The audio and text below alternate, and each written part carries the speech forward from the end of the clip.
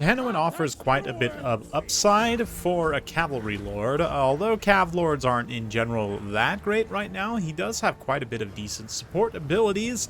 Today, Koops is going to be trying to use him to good effect versus Chaos Dwarfs, and of course he is the, I guess, prophet of the Red Crests. The Red Crests themselves are also a great pick in this matchup into Chaos Dwarfs. We've got 3 of them, including the cohort of Sotek, some Feral Cold Ones, and some regular Skink cohort Javelins in the front line. Spirit of Tepok, Regiment of Renown Quaddle here for some nice AoE damage, extra Barona's Time Warp, or no AoE damage, just Barona's Time Warp and Earthblood. You can see, yeah, the Magma Cannon there, or Death Shrieker actually, in the distance. Launching some anti-large shots into the Lizardmen. We've got Drazoath the Ashen up in the air, a couple of Infernal Ironsworn, a couple of Fire Glaives, couple of Bulls, and then some nice cheap laborers up front. So quite a few elites for Koops to have to get through. And I mean, the Infernal Guard are obviously very scary, but that's where the Red Crests come in, especially with like the Barona's Time Warp from the Spirit of Tepok, or he's also got Curse of Onrayr here, which is again a nice melee attack, melee defense, a debuff on opponents, helps even out the stats so that the Red Crests can trade effectively into these Infernal Guards especially. I mean, they're way too slow to get away from the Red Crests. Another big advantage of the Red Crests is their speed. At 46 speed with Poison. Even the Bull Centaurs, I mean, they're not going to get fully slowed down to the same speed as the Red Crests, but still, they'll be decent at supporting any cavalry engagement, to be honest. But yeah, we're going to get the Skink, Javs, throwing into the Laborers, which is actually pretty cost-effective for the Laborers. Just kind of eat the value of those shots. Could do a lot of damage to other targets. Mostly the Centaurs would be the most dangerous. If the, oof, yeah, blasting charges hitting some Skinks there is also pretty good as well. We see the, what is that, the Hammer spell. Almost missed it there, but does cut across the line. And yeah, cohort of Spirit of Tepok rather, just getting sheets of fire from those Infernal Iron Glaives as it chases Drazoath around. We see here, this is going to be exactly what I'm talking about. Curse of Onrayr on these Infernal Ironsworn puts them down to 30 melee defense. But the gunfire is just so painful for these cohort of Quaddle here. There is healing, of course. The Earthblood and the Bastillodon also going to be trying to layer in some healing.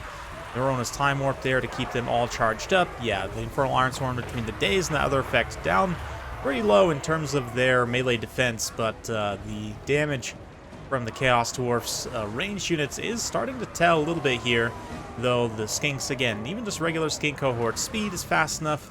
Get out in front. What are the, yeah, the Bull Centaurs are trying to see off the Feral Cold Ones out on the flanks, but the Red Crests there supporting are doing a great job. Like over here, the cohort of Sotek trading into these Bulls super effectively, while the cohort of Quaddle in the center, again, just getting punished hard by those Infernal Guards. It's tough to know exactly what to do with them in this situation. I almost wonder if Koops shouldn't have kept them in a little bit of a tactical reserve here. I mean, obviously they were able to do a lot of damage to those Infernal Ironsworn, but maybe just pull them back, even try and get them, I don't know, the Bull Centaurs are over by those trees anyway. But these Bull Centaurs are still just struggling to get away from the Red Crests. The Court of Sotek here just trading insane on value, while the Spirit of Tepok up in the air does get bested by Drazoath. He's certainly no pushover in terms of a melee combatant. Not to mention, yeah, his spells, speaking of which, he's got the weakness to fire here, Ash Storm, hitting the Court of Quaddle and all these other units. Court of Quaddle just getting punished so heavily here, fighting against anti-large units in melee. Despite all the debuffs, they're still going to be hitting them hard enough, given they've lost so much HP already. They are going to rout here, which is definitely pretty painful. But still, we're able to help break these Infernal Guards, and the Infernal Ironsworn up front have also taken an extreme amount of damage. But here come the Bull Centaurs, finally in a position to support this heroic engagement. Let's see how Hanowin himself responds. He's got a really nice angle, rear charge to the Bull's butt here. Get right into Drazoath's rear. Get some nice attacks in there. Speaking of not being pushover by any means, certainly Hanowin's a decent hybrid combat caster character, a little expensive for what he gives you, as is Drazoath on his mount, but in terms of their stats, I mean, they're pretty comparable actually. Drazoath obviously on a big monster can fly, but actually like weapon strength wise, you know, melee stats wise, they're pretty close. Of course, with Drazoath having fire damage and Hanowin having poison. But it's really interesting, actually. Not a comparison I expected to think about that much, but really nice breath attack here from Rocket-Roo, who is playing the Chaos Dwarfs. Gets a nice side shot through those Court of Sotek, although they did pop Refuse to Die, so I don't think they lost any models on that, perhaps. The reaction time was good enough. A handful of Fire Glaives also come back over here, but surprisingly, the Bull Centaurs have been fairly well limited by the Red Crests, and I almost think you go 4 Red Crests here. Oops, only brought 3, but I don't see any reason not to maybe try and squeeze another one in somewhere, depending on what you want to try and do. Certainly this rush build has some teeth, but right now things are looking fairly grim. He's lost Forward Quaddle, he's lost some other high-value targets, the Bastildon here, Rev Crystal. It's not likely to stay on the field for much longer, given the tools that the the Chaos Dwarfs, no vampires here, thank goodness, Chaos Dwarfs have left on the field, but Drazorath is getting punished very heavily right now by Tehenowin himself. If he can maybe finish him off, or at least rout him off the battlefield, will make a big, big difference. We'll see. Tehenowin right now is, helping to shatter these Fire Glaives as well. Court of Sotek, another Red Crest just running all across the field, chasing these Fire Glaives, mopping them up. Such a cost-effective use of this fast armor-piercing infantry unit. Don't have the best stats in the world, but that speed certainly counts for something when you're against a faction that's as slow as the Chaos Dwarfs often are.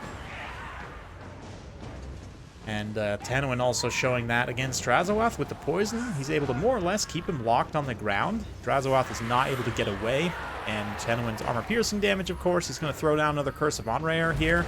I almost wonder, though, if it's not a little bit of overkill. I mean, certainly it will help protect Tehenowin against the Bull Centaurs, but he's probably going to finish Drazorath anyway. And I think Koops actually needs to save the magic at this point to try and burst down this one healthy Infernal Ironsworn. Pretty much everything else left on the field he can mop up with his remaining units. And in fact, Drazorath even straight up dies there to Tehenowin, so that's huge. Obviously, that's going to cause major leadership issues for Chaos Dwarfs in general, but this one Infernal Ironsworn is still so healthy. I mean, from the one Curse of Onrayer, it's not quite 2 Flocks of Doom, so I don't know. Maybe it wouldn't have made that much of a difference at the end of the day. I mean, we'll see. But I don't think Koops has too much more magic left, and this one Infernal Ironsworn is looking pretty meaty. He does have a lot, though. I mean, if he gets him in full surround with all these Red Crests and other units, could potentially do some really nice damage. A Skink Cohort also moving in with a handful of Javelins. Really not going to be much in terms of battlefield impact, especially given the armor of the Infernal Ironsworn, but we'll see. There's also these Bull Centaur Renders who are just absolutely going to massacre these poor clever girls. Girl Cold Ones actually, getting completely destroyed there. The other Red Crests also moving a little bit out of position, and there's one Flock of Doom. We're going to do a little bit of damage, but it's really not that much damage at the end of the day. If he had, maybe, what did we decide? 2 more? Based on that, would have been a little bit of extra damage here, but nothing too crazy.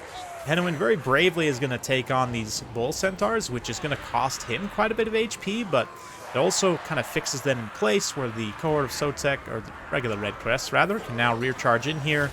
And again, just do a great job supporting this engagement.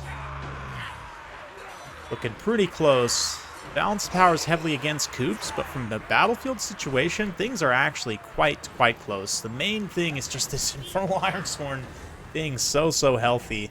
The rest of the Chaos Dwarfs troops are really having a tough time, but it does look like the Death Shrieker came back online momentarily, is going to try and get some rockets on Tehenowin himself. It does Heat Seek straight into his head, which again, costing him just that little bit of HP, which might make the difference here, as they're going to have to grind through this last unit of Ironsworn. The Cohort of Sotek also kind of chasing the Bull Centaurs here, I think is a mistake for sure. Just have them rear charge immediately and stay on this.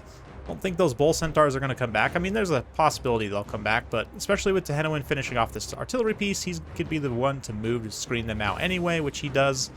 But, some small things here kind of working against Koops and in favor of Rocket-Roo as these Infernal Ironsworn continue to hold out. So let's fast forward a little bit as Koops kind of reorganizes here and gets ready for the final push. Rocket-Roo just trying to maneuver. I don't know if he's going necessarily towards the hill to try and gain an uphill advantage or just generally keep his positioning. You could even just halt, technically, according to tournament rules. You don't really necessarily have to advance in a certain direction. You can kind of just wait for your opponent to surround you, but Anyway, Skinks are going to get in here, and Tehenwin himself also dives straight into the center of his formation. One downside of the Cold One's animations is it does have a tendency to overextend your Lord into formations like this, with Tehenwin taking a little bit of damage. Hopefully he doesn't rout off there. But yeah, he is now down below 500 HP. Too adorable to die has been popped on the Regiment of Renown Red Crests here, so they won't lose any models and continue fighting. Will it be enough to rout the Infernal Ironsworn? It looks like they've routed the Skinks off to one side. Tehenwin actually shatters due to army losses, and it's going to be a victory for the Chaos Dwarfs. So Coop's just barely coming up short there. Super, super close game. You know, a couple of decisions could have maybe changed the outcome. I think the biggest one for me in the late game was that Curse of Onrayer on Drazoath, I think, was just unnecessary. I mean, obviously it did help against the Bull Centaurs, and arguably that maybe made it worth it enough to cast in that situation, but I almost wonder, you know, if they had a little bit of, like I said, a couple of extra Flocks of Doom, maybe Coops could have bursted down these Infernal Ironsworn, or at least done a little bit more damage to them. Also, the Court of Waddle, obviously not paying for themselves. I mean, the build Rocket Roo had was just a good counter for them, so they had generally a pretty tough time here. Same for the Spirit of Tepbox, so these two kind of ROR monster units, not getting the value on them obviously was pretty big downside, but the Red Crests almost made up for it. I mean, they got very close, and 1,300 plus value on two of them. The other one coming in at 600, just right cost effective. Yeah, even the regular Javelin cohorts also a little bit of a mixed bag, but with two of them paying out absolute dividends, especially 869, that is great value there. And then Tehenwin himself gets almost 3,000 damage values, so really great performance all around from the Lizardmen. Just needed a tiny bit more, maybe, again, a little bit of HP left on those Court of Waddle if they were able to pull back, get a rear charge into those Ironsworn at a certain point, a tiny bit more magics, not really sure, but from Rocket Roo's perspective, I mean, Drazoath also does a reasonably decent job, get pretty close to paying for himself. The one Ironsworn also, value-wise, wasn't quite there, but almost 20,000 damage dealt and 400 kills on Skinks is tactically super important. Obviously, a lot of value does come straight up from the Fireglaves, though, and even in a kind of so-so performance, Bull Centaur is able to still accrue an extreme amount of value, and definitely looking forward to 3.1 when they fix the hitboxes on these guys, so they'll be a little bit more in line. Probably get a cost increase too, I'm not 100% sure. But anyway, Deathstreaker also a decent choice here, pays for itself, nice to see that. So overall, great game by both these players, good game to both. And hopefully you guys enjoyed watching it, I know I sure did. If you do like this sort of content, be sure to like, subscribe, hit that bell notification button. Every time I upload a new video, you'll be notified. Thanks again, we'll see you next time.